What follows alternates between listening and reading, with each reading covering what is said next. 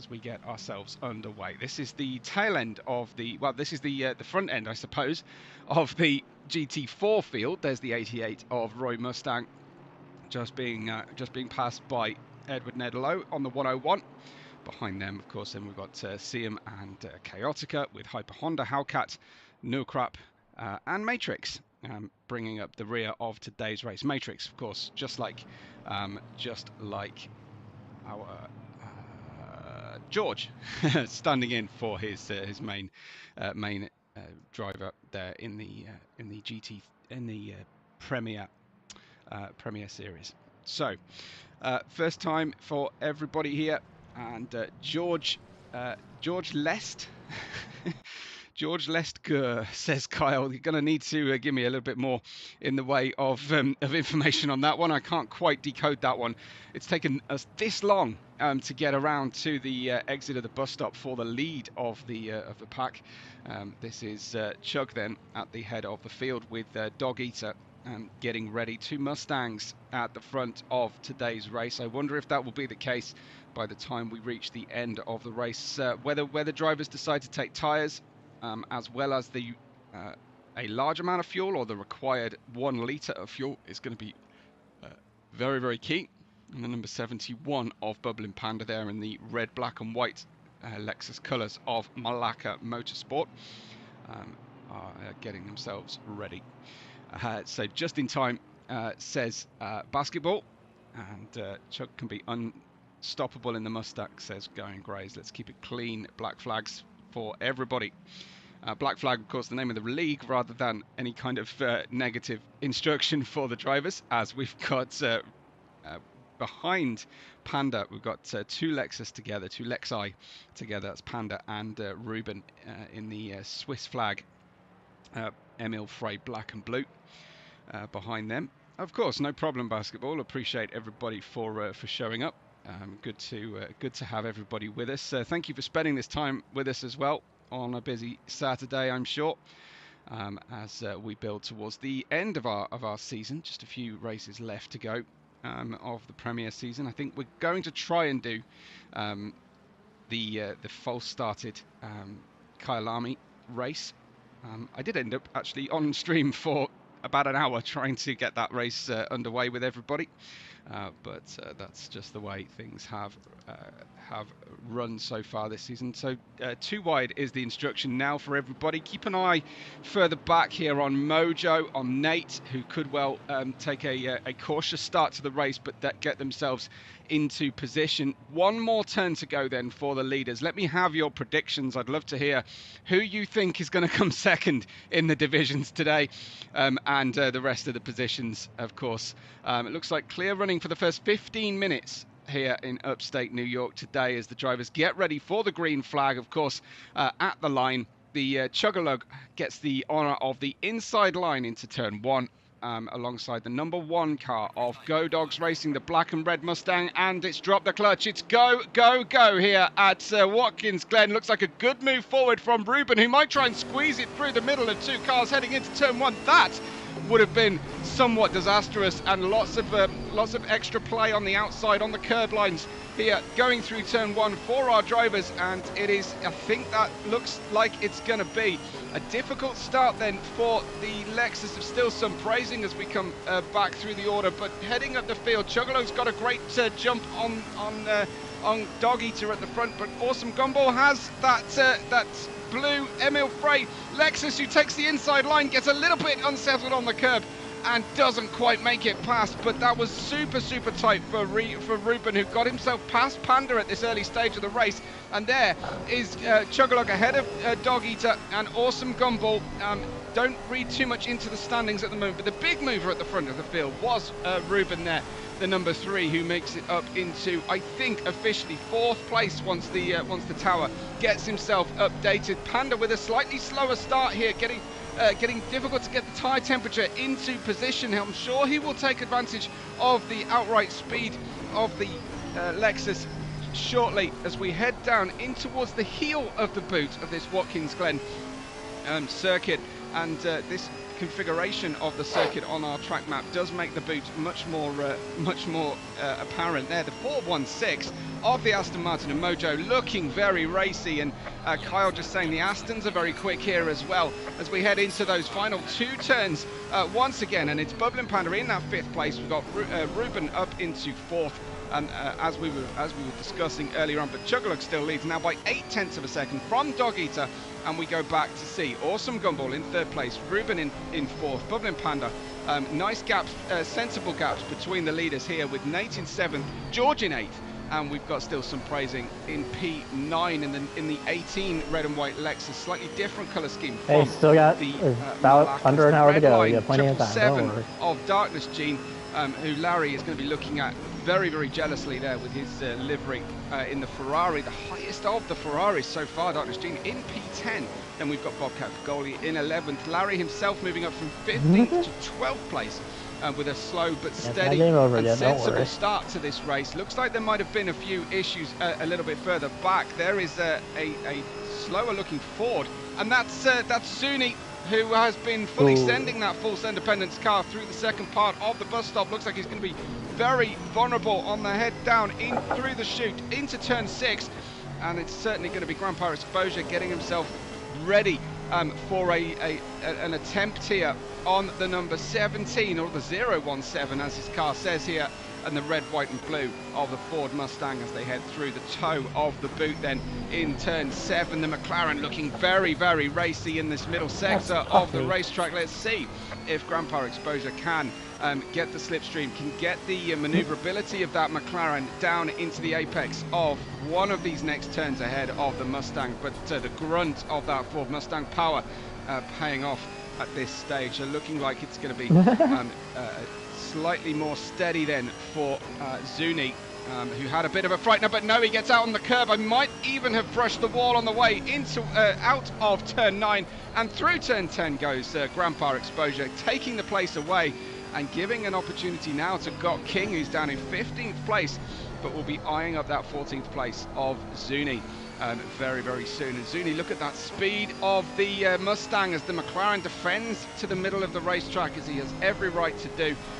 But yeah, currently Zuni just pushing the envelope a little bit too far, but it does look like Zuni with this fast flowing section of the first part of the track. This is through the turn 1, and then there's 2, 3, 4 S's onto the back straight. The Ford Mustang is going to be insanely quick down here relative to the McLaren, but no, it's so far Grandpa Exposure holds on through the bus stop, and this is basically the lap anniversary of where things started to unravel for Zuni there in the Mustang. We've got King in 15th, Elite Rain in 16th place, followed by Debuthi in 7th.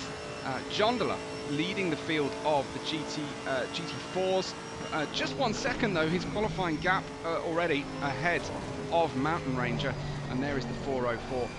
Certainly not struggling to find the corners today. Jondola leading Mountain Ranger by just over 1 second. Mountain Ranger racing in the black and red of Team Malakas, but choosing for the gold wheels as well. Roy Mustang Senior in the 88 is in P3 in the GT4 field, P20 overall, followed by Edward Nedlow in the Alpine. I will stop insulting for its aesthetic appeal, and there is Siam then in the new livery. I think this is matte grey with teal with turquoise accents of the Siam Speed Aston Martin GT4, followed then by Hellcat, Chaotica, Hyper Honda, and No Crap or Bard in the Soul Ginetta race car. Big favourite among British racing drivers, including no less than Lando Norris, who took part in the Ginetta Championship and of course won it very easily there in P26. Matrix still at the rear of the track, just getting his eye in here in the GT4 field, and we'll go back to the lead of the race, which is now 3 entire seconds away from Chuggalug to Dog Eater. Let me catch up on the chat for a moment here. Good start from Larry, says Kyle, and then going great. Haven't seen Zuni online for a while, maybe out of practice. Good for the McLaren to try and take advantage here. Lack of BMW saddens you, Kyle. Yeah,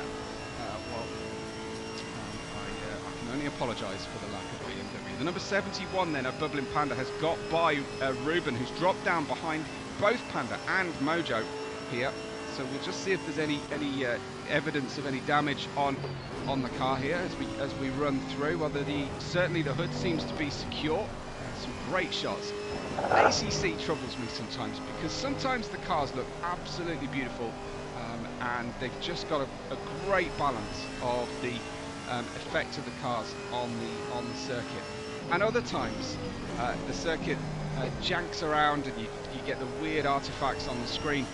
And sometimes the cars look like they're levitating slightly. It is such a strange mixture, ACC.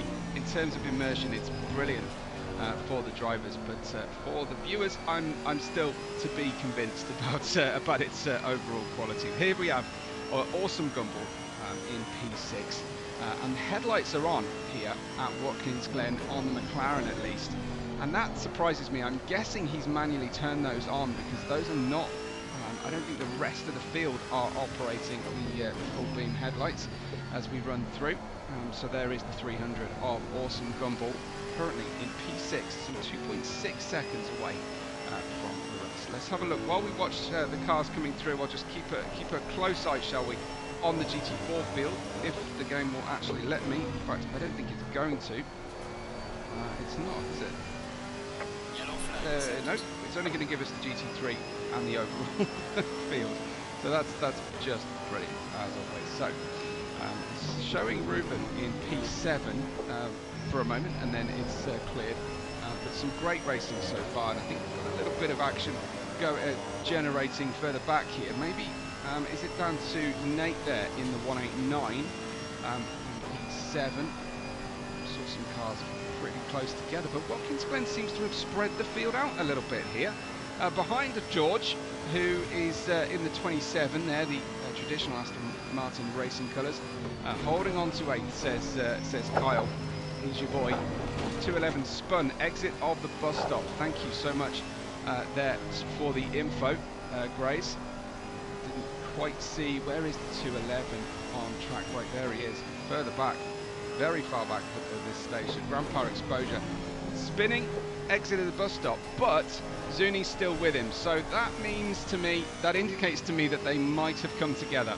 And the slightly scuffed up look of the front of that Ford Mustang, yeah, that probably means that they've had a little contretemps, shall we say, and come together perhaps. So they both dropped down to 15th and 16th positions. That is not what they were hoping for, obviously. Boothie just a small, just about a second away here from King, racing over 13th and 14th position, and Lowry is all on his own, but catching Bobcat Goalie, I think, as things stand. So he's generating some speed, generating the rhythm here. Hasn't been racing in anger for the Premier Series for a little while, and I wonder how he's feeling here on race day. I don't know if there's any extra pressure that comes with being an admin, or the dadmin, as of course he is, to the league, whether he feels that, whether anyone else feels pressure racing around him and not wanting to suffer the ire of a Larry review of their performance. I did see a coming together in the prospect race, and Larry was less than pleased about how things were going. So about a second closer to Hunter than the last time we saw, says Larry. So Hunter being Bobcat Goalie, for the purpose of anyone new to today's coverage. That looked like a little spinala possibly there. That was Bobcat Goalie himself, who has now just hit the barrier. It's a very, very low grip portion of the racetrack, the exit of turn 9, and it looks like a tight hairpin that you're going into, but it really welcomes the driver to hit the loud pedal early, and sometimes you just go over the edge. And yeah, definitely, Kyle, will definitely give you the curse for that one. So chat curse for Hunter, and he'll be watching this back in the 22, and feeling a little bit aggrieved there at Kyle. But Lowry made his way by very easily. That turn 9 is a tricky turn, and I think if I were to choose one turn on this racetrack to watch with a static camera, it would probably be that one, because I do see the most amount of mistakes.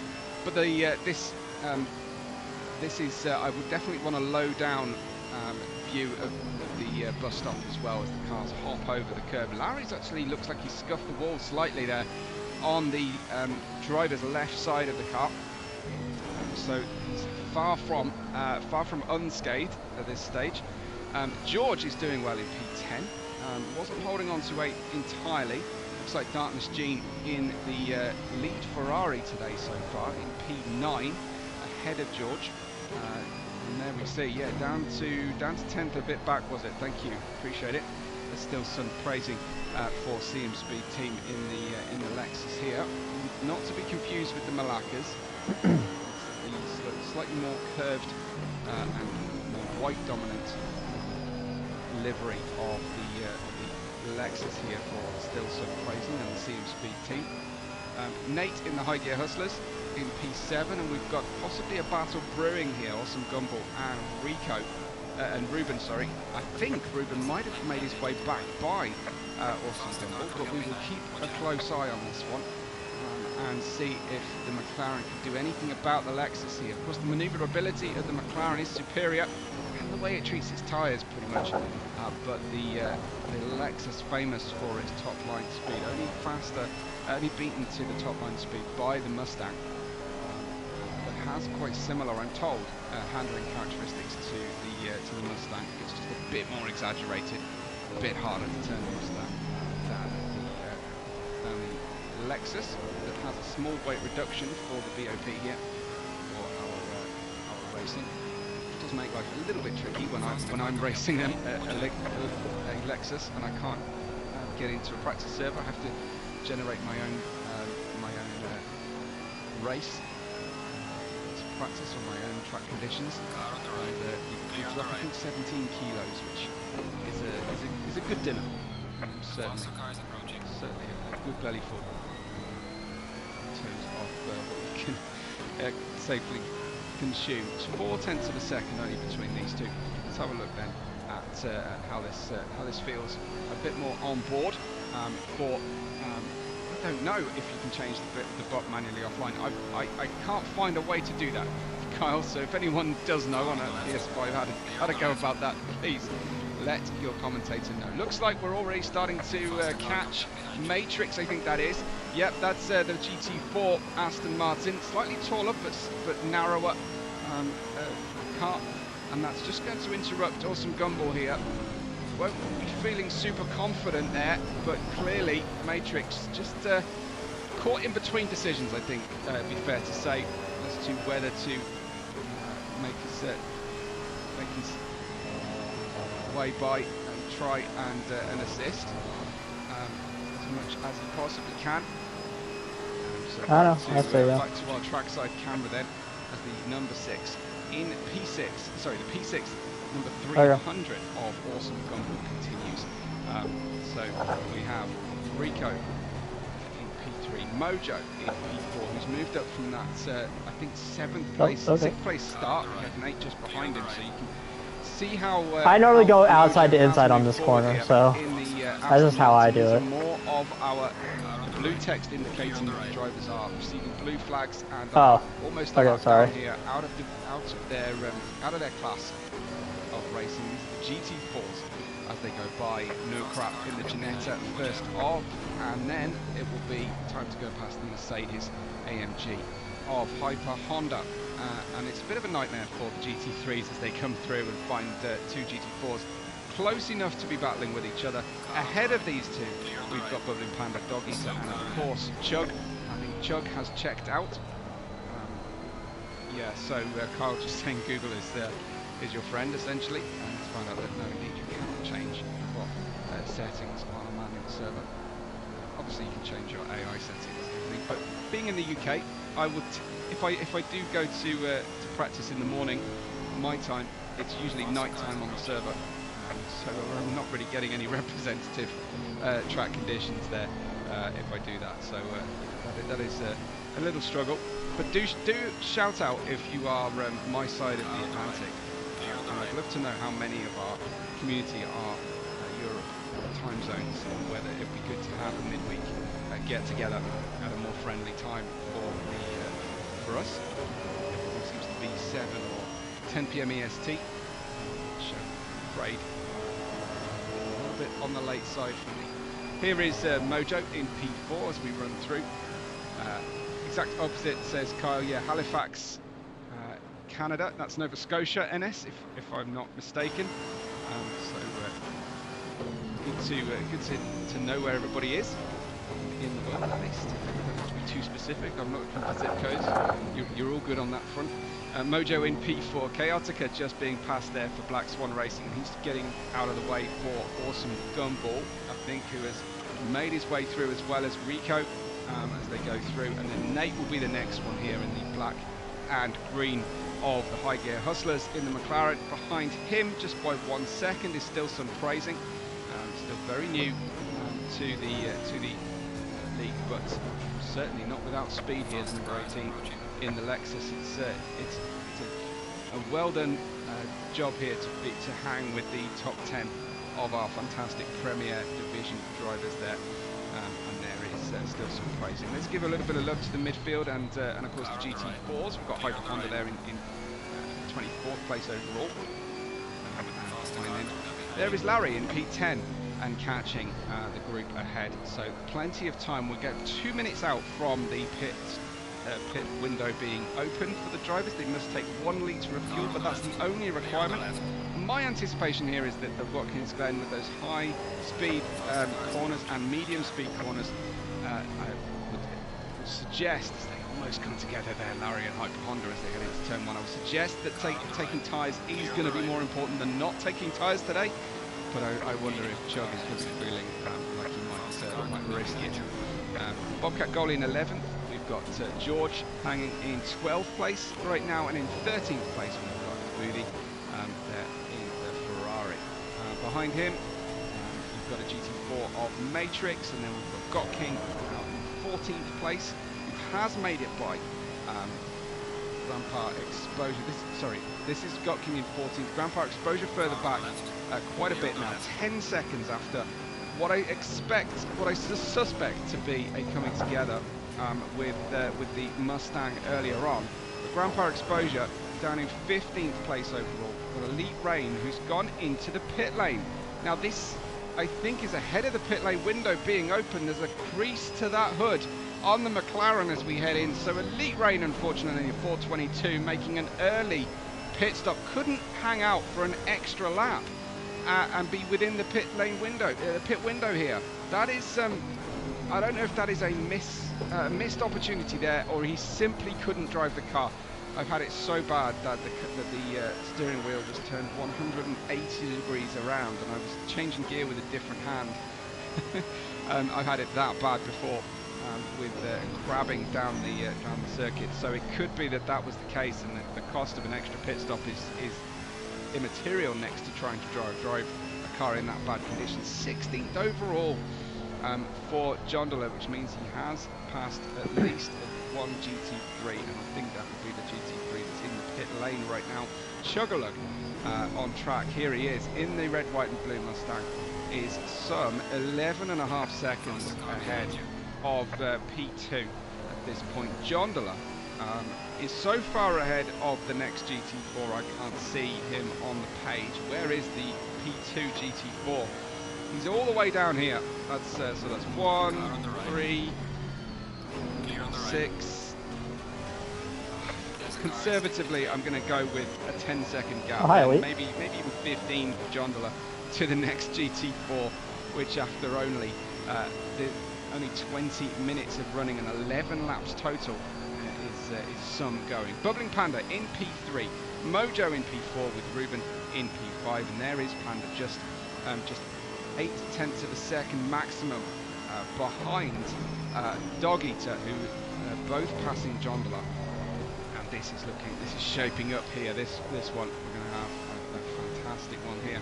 So we're saying in one mate, Kyle says, in the Mustang we had a good split between those who did and didn't take tyres. Chuck did take tyres in that race. So does he think, well, essentially he might as well try out this tactic, or is he thinking the plums tactic, shall we call it, to be fair, to not take tyres. Famously, of course, in Imola for Plums, but Bubbling Panda following Dog Eater by 0.4 of a second only. Let's go on board because we really do want to see what's going on here with Bubbling Panda and the Lexus. He's catching the Mustang and just checking the rear view mirror. Nothing to worry about here.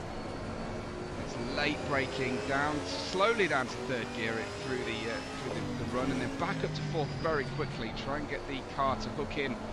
He's got a good run into the outer loop then as we head down towards the chute of turn 6, and we are super close, and this is shaping up to be a potential overtaking opportunity coming for Bubbling Panda. As we climb then through the hill, you can brake super late into the toe here as we then mash the power as quickly as possible. Kyle's saying that this Lexus is getting some good traction. That will partly be a car's characteristics and partly be Panda's fantastic skill at the wheel as well.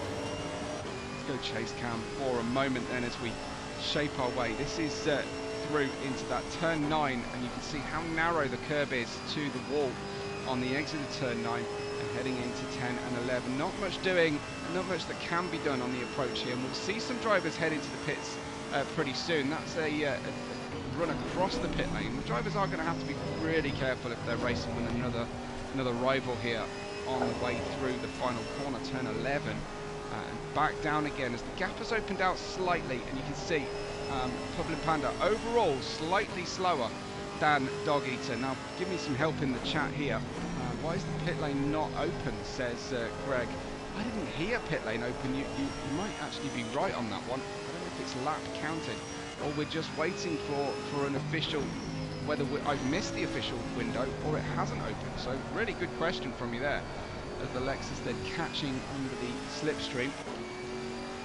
Some sparks from underneath of the tyres there. It should be the 20-minute to go and 20-minute elapsed mark on the time. So just for Kyle, that is our usual course of action. Sometimes it can be a little bit early, a little bit late, and I'm not quite sure why that is, but it does seem to be a little bit later still. I don't know if there has been a change to the rulebook in the intervening period here. I'll confess to have actually seen that anywhere. I'm afraid I get so many ACC driver pings on Black Flag midweek that I don't look at them all, because I assume that they're all just race things happening for the daily races you can access here with the league. Should be 20 to 40 minutes, says Going Grays. Yeah, so nothing has changed in the rulebook. We're waiting then to see what happens. The only car in the pit lane is my car, as we watch on then. And hopefully we will get some information soon as to the pit lane being open or not. Well, clearly Chuggalug has gone by the pit lane here with 35 minutes on the clock. As Greg says, my team are frantically trying to work out the strategy. Someone has gone in, and I think that was that Nate in the background, or was that Gumball? It's Gumball who's gone into the pit lane, and we don't know that the pit lane is officially open or not. So whether the rule has not been set today by accident, and drivers are just going to go and do what they need to do, and just hope that everything is working. But clearly, Awesome Gumball has come on in. We're cutting down on the multiple ACC driver notifications, says Going Grace. Thank you. It'll be good. I don't know if you can do a daily one, or you can split by time zone, or anything like that. But yeah, that would be helpful if it's possible. But yeah, if you can register for which day of the week you want to race, or I don't know. But yeah, it'd be good to reduce slightly. Anyway, Bobcat Goalie P11. Just heading through past Not See Him there in the 22, Not See Him in the number 7 car. As they race on through turn 1. Cars looking fantastic on the edge of the grip. And drivers will be just getting a little bit panicky now about the pit lane ruling and what's going on. And see him almost crossing the path there of Davuthi, who's going to fly by in the Ferrari. And hope that see him brakes a little bit earlier. Have to normally, as he's driving a GT4, braking is less good in the GT4 than it is in the GT3. So Kyle's saying George re-overtook Hunter there. Let's go see what's going on with George. Where is George on track? Here he is then, P10. As they're catching Mountain Ranger in the Chevy. There he is. And there is George. I don't know if it's the patriotic side of me as a Brit, but I do like the fact that the front-on view of the Aston Martin does kind of look like a green and gold version of our Union flag going through. There is George then, who is looking great as a full-time prospect driver and a substitute today, showing in the top 10 once again. That is very, very good for everybody. So I'm glad I'm not alone there, Kyle agreeing. There's no Canadian version of any liveries out there at the moment, as far as I can see. And George into the pit lane then. So George has come on in. Looks like Larry has going by. So George into the pit lane and freeing up the drivers. 32 minutes and 30 on the grid there. And here is Larry in P9 now, thanks to, I think, at least one pit stop that has happened in front of him. There is Bobcat Goalie then, P10, as of course he will take his pit stop soon enough. But I don't know if the drivers are getting a little bit panicked. Some will put half a race worth of fuel into the car.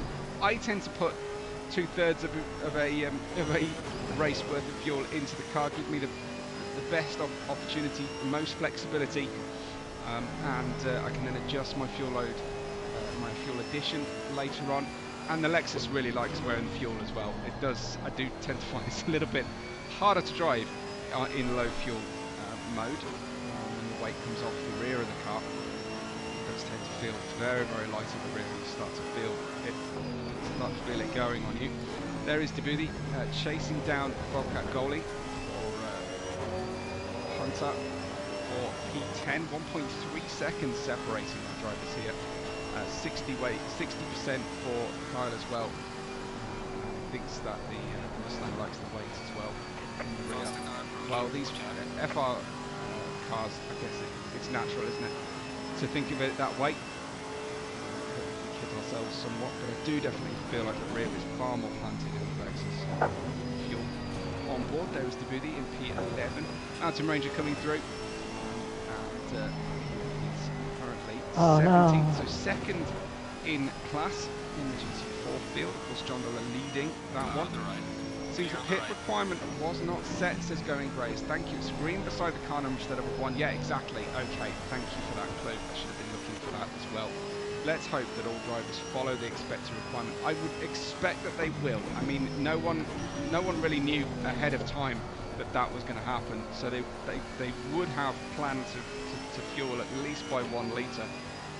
But I don't know if there's a way of us tracking it. Oh, Ruben getting very close to the pit exit line there. Bless you. And coming out of the pits in P12. He's lost a lot of time and track position as Ruben as a result of that pit stop. But he's right with Got King, who's up to temperature, up to speed, and in rhythm. Got King with a mashed up front of his McLaren as well.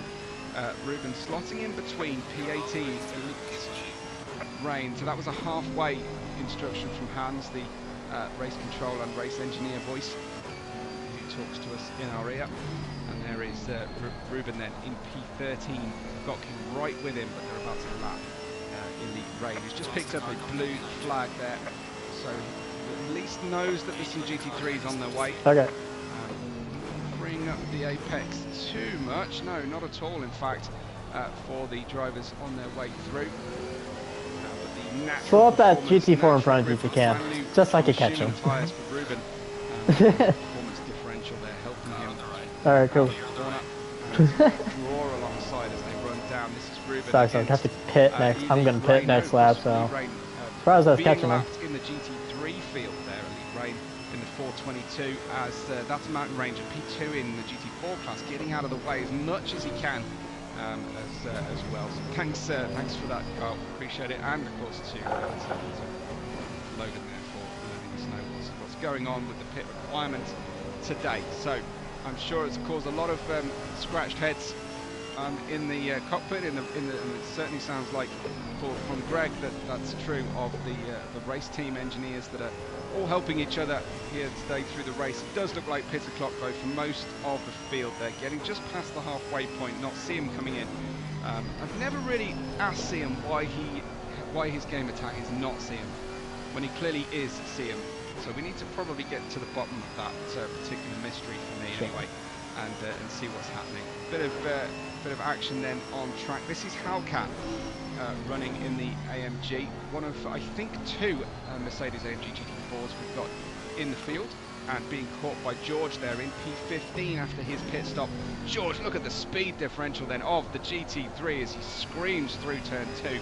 Looking great out there, George, in the Aston Martin, and almost flying the flag for the Brits in the field. We've got Dog Eater, currently P1 because it looks like our race leader has pitted. That's Chug into the pit lane. Of course, I don't get a good read on who has pitted and who hasn't, or whether someone's had an accident, but my expectation here is that Chug is A-OK. We'll go through the field and check out where Chug currently is, but Dog Eater leads the race right now ahead of Mojo, who's moved up fantastically from, I think, 6th place start, and probably net 3rd or 4th at this point. We've got Nate in P3, again, my teammate across at Refried Beans on Toast. Our successful partnership in Suzuka, and a unsuccessful trio we made with Don't Need Time in our most recent race at Zandvoort, unfortunately due to some server issues that we experienced. I know that's nothing new for anybody here in the league. Larry fighting hard, then passing good friend Siam, and there comes Bubbling Panda fresh out of his pit stop. Larry gets out of the way of his mistress. Doesn't want to upset Panda, who storms through the field. I don't know if it's okay for me to say that on the stream today, but it looks like Chug has taken both tyres and a hefty amount of fuel, because my expectation right now is that both Panda and Chug have pitted. Now, is this a situation then that Panda has saved the tyre change and or a much reduced amount of additional fuel going into the car? But that is the number 71, Panda, and I'm fairly certain he has pitted, but maybe he hasn't. Chugalook down in 6th position then at the moment. Let's just wait and see how this all unfolds. But right now, what I'm thinking, you see, is that Bubbling Panda has dropped down to where Larry is on track at the moment, relative, and there was a big difference in track position and time between them. That looks like Larry headed towards pit road just before the line goes solid there, side by side with another driver. But this is Chug, maybe giving himself a challenge and something to do here. And I think almost certainly having taken a significant amount of fuel and tyres, Chug, a firm believer in taking tyres, I think it's fair to say, and should have the pace in hand. But hopefully it's going to get interesting then for Chug, and I'm sure you're all wondering how is Chug so good. So why don't we watch on board with Chug for a little while, as we see and try and unlock some of the Chug secrets as we run down in towards the bus stop. Not the best time to join him, as we're directly behind Mountain Ranger in the GT4. Does not move aside, doesn't have to move aside. Chugalook goes on through in towards the outer loop of turn 5. Great racetrack, Watkins. Glen absolutely love racing here. Say down into 2nd gear then for the chute of turn 6, and then we head into the boot section down towards the toe of the run. So we then climb the hill to late apex, early throttle application as early as you dare. So you've got a nice little run then through the sole of the boot, this straight away in towards turn 8, and we'll drop down through the gears. We'll be all the way down to 2nd. We will be all the way down to 2nd, and following behind Boothie in the Ferrari. And we weren't quite sure whether we were able to take the inside line. This is the risky, tricky turn 9, but no problems for Chugalook, and in towards then number 10. Just a little lift of the throttle, staying in 3rd gear, and then we'll probably be dropping down back down to third, it seems, through the final corner for Chug as we run through. What lap was that? His best is a 1:43.9. That was a 45.9. That indicates to me that he is a little bit heavier on the fuel, perhaps, than his absolute best. And of course, passing another car into the bus stop there. But this is interesting, definitely, as we run through. It's currently a tenth of a second up. That little green indicator of the time, top left of your screen, for anyone who isn't an ACC driver, indicating how fast you are relative to your best. So it flickers green and red, and that was a really strong entry into the bus stop, gaining a second through the bus stop there for Chug. So that's looking very, very nice. He's hot in pursuit of Bubbling Panda, who is 1.2 seconds in front of him. Still in the lead of the race, though, will be what I was going to say will be it's actually Nate right now. So Nate, having not pitted, he's got 2.5 minutes officially to pit, but it might be that there's no way of enforcing whether people are in the pit window or not today. This pit stop for him it is. So he's leaving just over 1/3 of the race left to go to take that run. So there is Nate then into the pit lane, the final pitter. Dog Eater in second place. Looks like he has been the lightest pit stopper. What is his last lap? 2:12, so that would have been an out lap. Let's have a look at his current lap then. Is a 1:45.1. Now the delta between Dog Eater and the last lap we saw from Chug is insufficient to catch and pass for the win today. So Chug is going to have to do something significantly quicker. Chug lost time overtaking Mountain Ranger there in the GT4, but there's quite a significant difference then, 11.9 seconds, and we have only 21.75 minutes left to go of the race. So a big deal for him, as looks like Chug has got by Bubbling Panda very comfortably there, very quickly, and that is no mean feat. Of course, Panda is an absolute alien when it comes to long form enduro racing. Tackled Suzuka completely alone for 6 straight hours like a machine. 10 laps, 2 seconds a lap, and he's got time, says Kyle. There's some good math there straight away. Dig Dog Eater pit, says Going Grays. It's so frustrating. I can't imagine Dog Eater wouldn't have pitted. Yes, he must have pitted because he was behind Nate. So Nate gains those positions, being the last of the pitters in the top 10 as far as I can tell. So I'm certain he pitted, and I feel very confident he would have taken the required 1 litre of fuel, Grays. But yeah, obviously we can't know for sure during today's live race. I'm sure the information post-race that's available from our servers and our race monitoring would reveal that. But for me, I think I'm feeling fairly confident that Dog Eater has done what's required, which is the 1 litre of fuel. Maybe taking a little bit more than that, but that's my feel. Kyle's saying Dog Eater had a new fastest lap that wasn't his fastest overall, which always happens after a pit. So there goes Chugalug. 1:43.9 that lap. Let's go and have a look at Dog Eater. 1:45.4. You're absolutely on the money there. So he definitely has 1.5 second delta right now, but this is where the delta should be at its absolute strongest for Chug. If he has, as I suspect, taken fresh tyres, then. But of course, towards the end of Dog Eater's stint, his tyres are going to feel like cheese, so he's going to struggle, and I think the midpoint of this 20 minutes will get a really good read on how close Chug has got through. But it's not just about your outright lap speed either, of course, it's how you deal with the traffic, and that usually tends to favour the chasing drivers rather than the leader, who is of course by definition the first to happen upon the lap drivers. There are the two series, the two class leaders. Dog Eater passing Jondala, I think, for the second time of asking, and Jondala will breathe a sigh of relief there because I think he won't go any further laps down to the rest of the field. Jondala looking good out there though, 16th place overall, 1 ahead of the GT3 tail runner and Nurkrap. He's also a lap ahead of the 25th place driver Nurkrap or D-Bard in the Ginetta.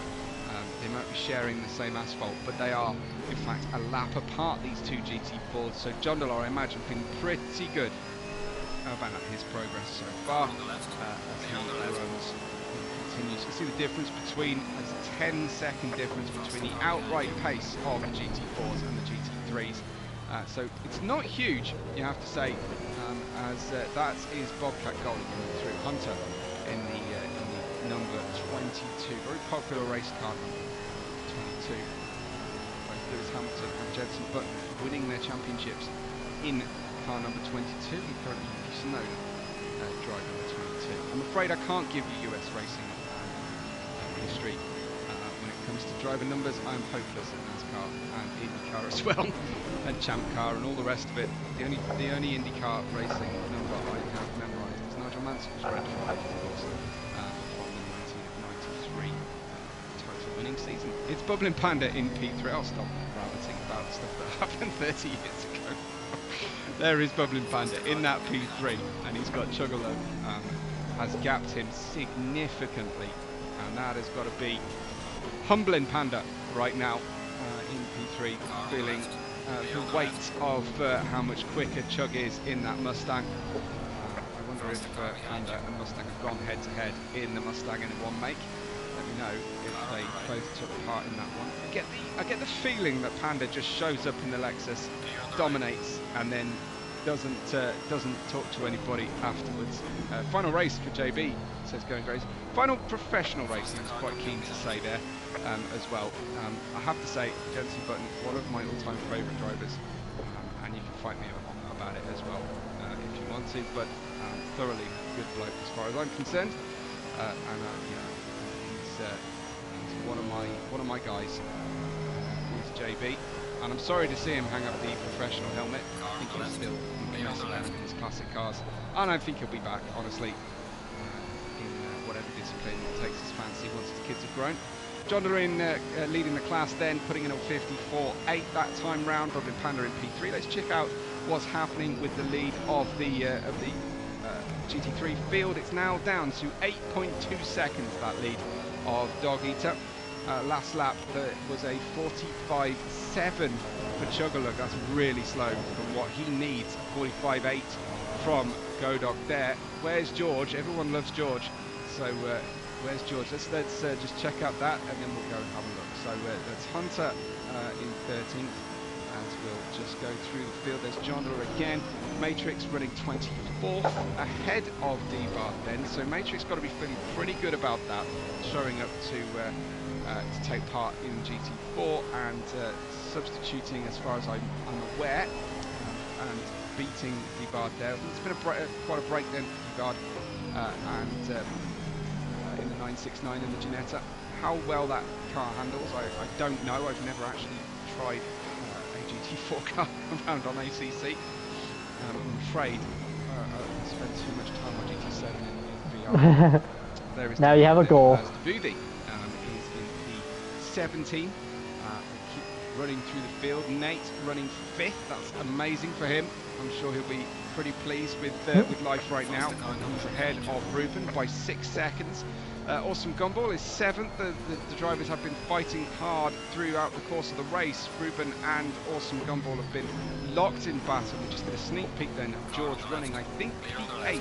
18th is Chaotica, 15th is Elite Rain, and see him in 19th. And there, indeed, is George, just 1.45 seconds ahead of the Lexus. Still some praising. There's George just passing Siam on the run through. There's a bit of teammate formation flying there. Siam will have his teammate still some praising behind him. I'm sure Siam will be very, very fair to both drivers. Seems to have got himself out in the marbles to get by everybody. P8 George, let's go, says Kyle. Pleased with that one, I'm sure. Kyle's still only showing as P2 in our chart leaderboard today, so Grace has been bossing that one so far. Here is the Turquoise Alpine, the Speed Syndicate, Edward Ned Lowe in the 101, running in 20th overall. I think that might be a podium no, I think that's P4 in class potentially, if we've still got all the drivers that we started with anyway. Here is Roy Mustang Senior. I think new red colour scheme for the McLaren in the 88.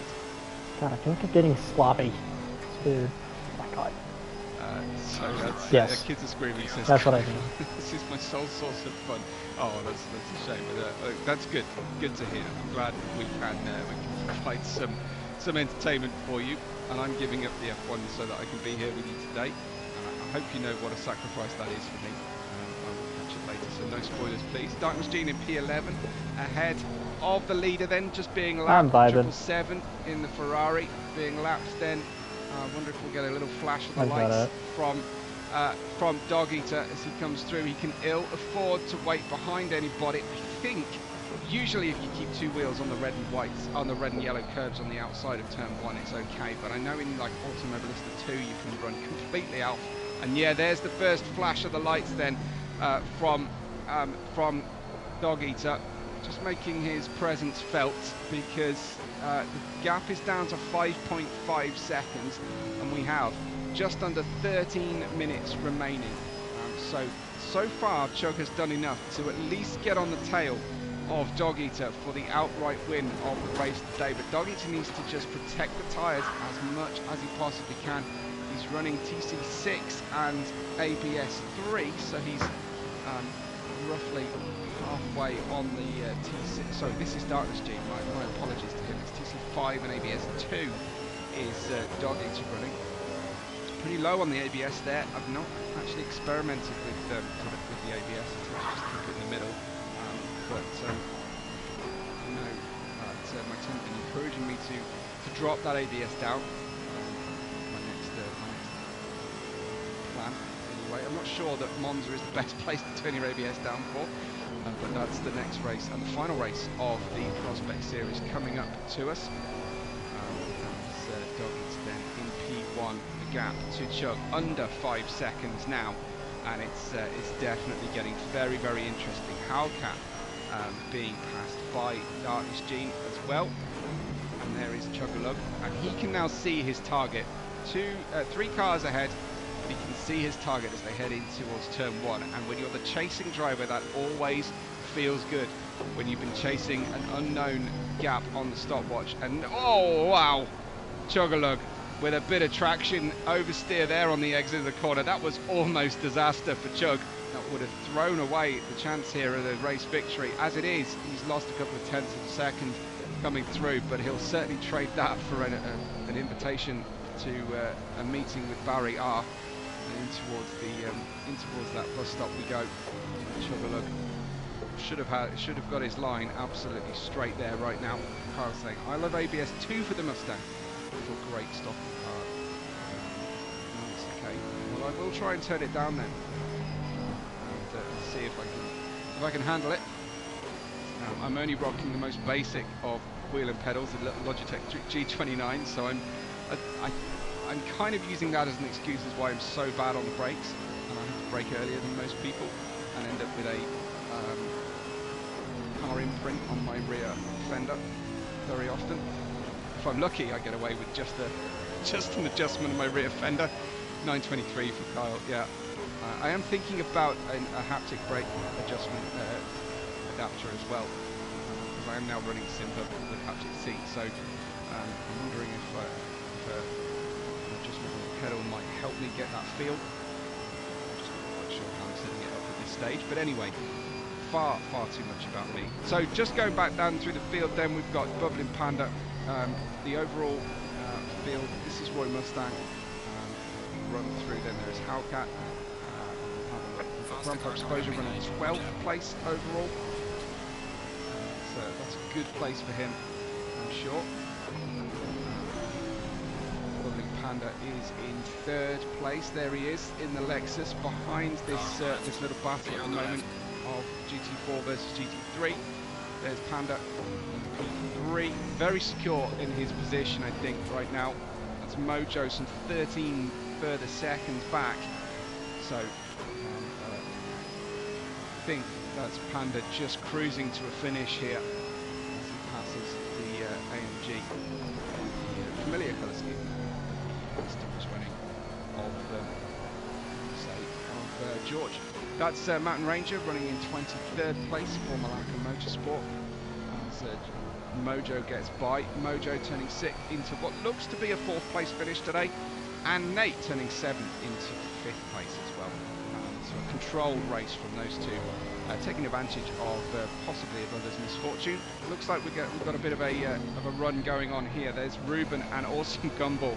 Still less than a second separating these two.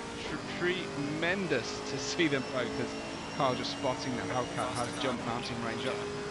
Thank you for that note, absolutely. But this is a tight battle, and has been a tight battle all race long between these two as they get into it. Oh dear, that was some contact towards the rear half of the car, at least, I think, for Gumball on Ruben. Now, I don't know if he'll feel that he owes him the honourable thing, which is to let him by and have another go. Current evidence looks like Gumball is continuing, and he's not going to give the place back as they're lapping Got King, but maybe he's waiting for that to happen. Let me know what you think in the chat. That looked like Gumball stuck his nose in, and it wasn't sufficiently by or level with Nate. The vortex of danger, as I know that Black Flag Racing League tends to refer to.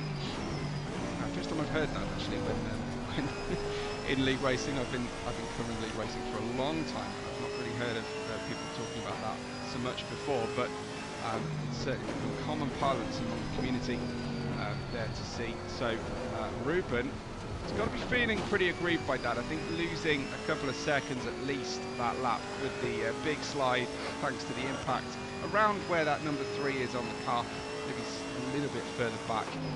But yeah, Kyle's saying he'd give it back to be safe if it were him.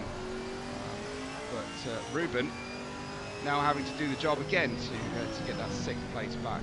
I don't know, maybe something preceded it. We only just joined them, so maybe there was a little bit of contact the other way round between them. But certainly from that look, oh, and now we're chasing the performance. Great hold from Ruben. What a stylish hold there into the outer loop. You can be proud of that one, but unfortunately it's going to lose him more time, now out to 2.5 seconds with 6.5 minutes left to run in our race.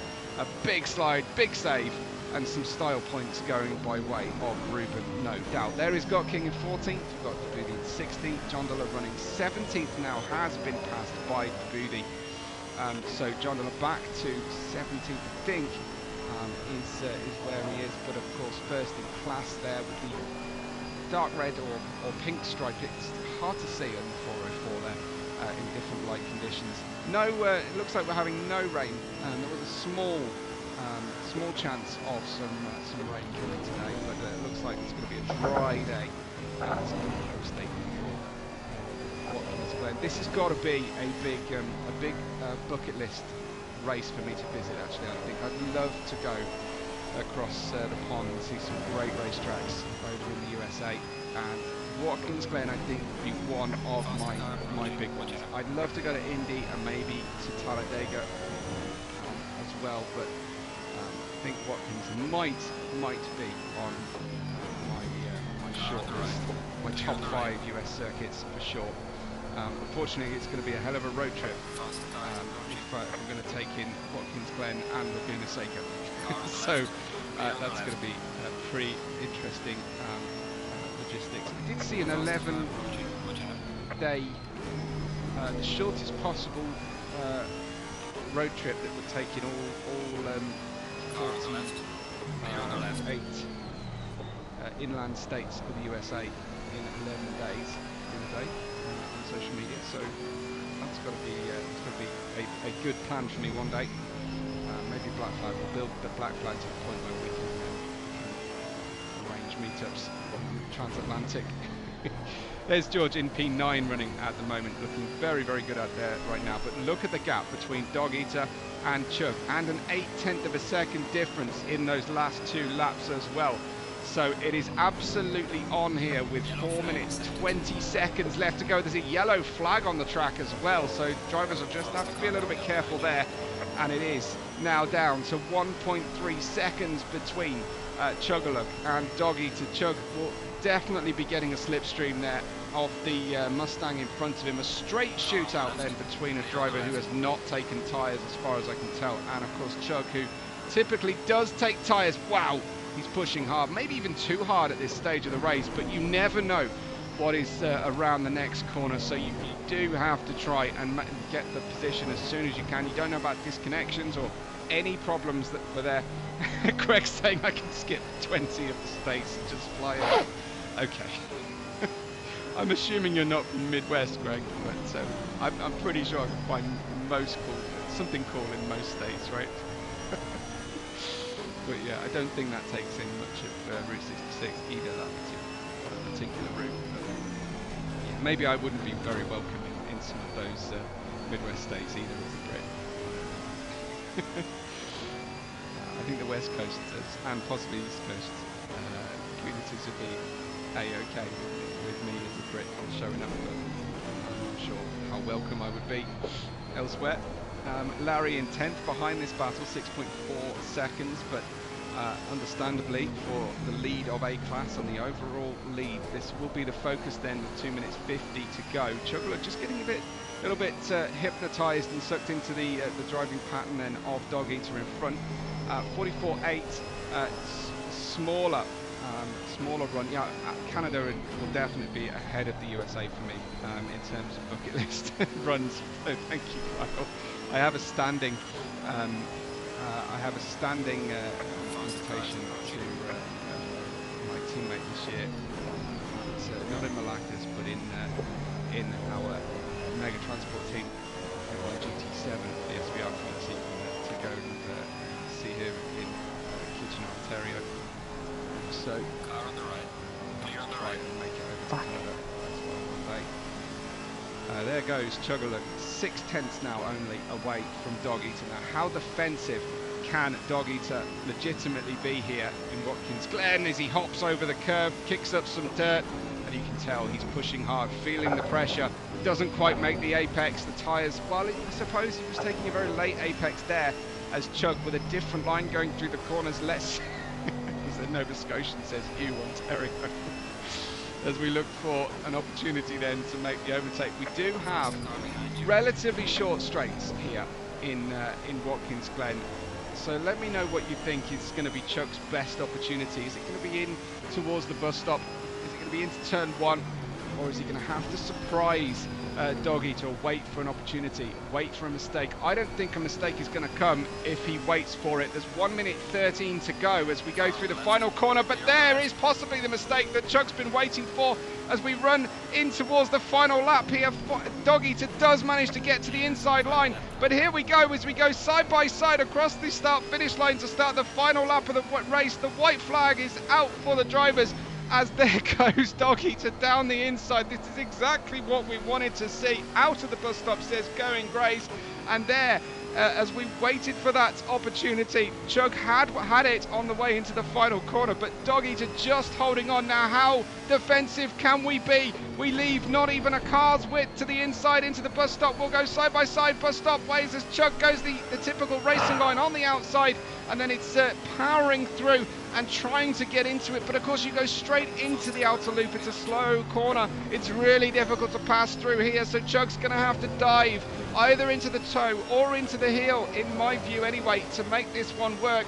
Let's see if he can put Dog Eater offline for the first of the two corners, maybe have half a look down the inside, put him off the line, try to set him up for a good run. That's a much wider line then from Chug on the outside, but he doesn't quite make the apex, doesn't quite gain from that one as he'll try and tuck in, get the slipstream for as long as possible. A little drift towards the inside, little shape there from Dog Eater, and it is mano a mano for the final sector of the racetrack. It's going to have to be a lunge, says chat with Kyle, and look at Dog Eater being controlled, holding his line. Of course, Chug fighting for a championship here, and against the missing plums right now into the penultimate corner, and I think Dog Eater might well just hold on. Chug goes very, very wide. Does he gain an advantage being off track through the final corner there? They'll be side by side as they go towards the line, and they make the tiniest bit of contact as they cross the line. It's going to be Dog Eater by just under 0.2 of a second from Chuggerlug. What a fight, what a hold on there for Dog Eater. Fantastic victory. in the end. What a great result for him, as Panda is going to come through and take third place super safely here. Get him. Has a big gap Damn to it. Kazi from I'd have some slowed 9 so much seconds. for that. Fuck. It's going to be maybe even more than that as he crosses the line. Bubbling Panda in P3. He takes the final step on our podium, and it'd be Mojo who comes through next. 5, 6, 7 all going to be within a similar sector here. There goes Mojo.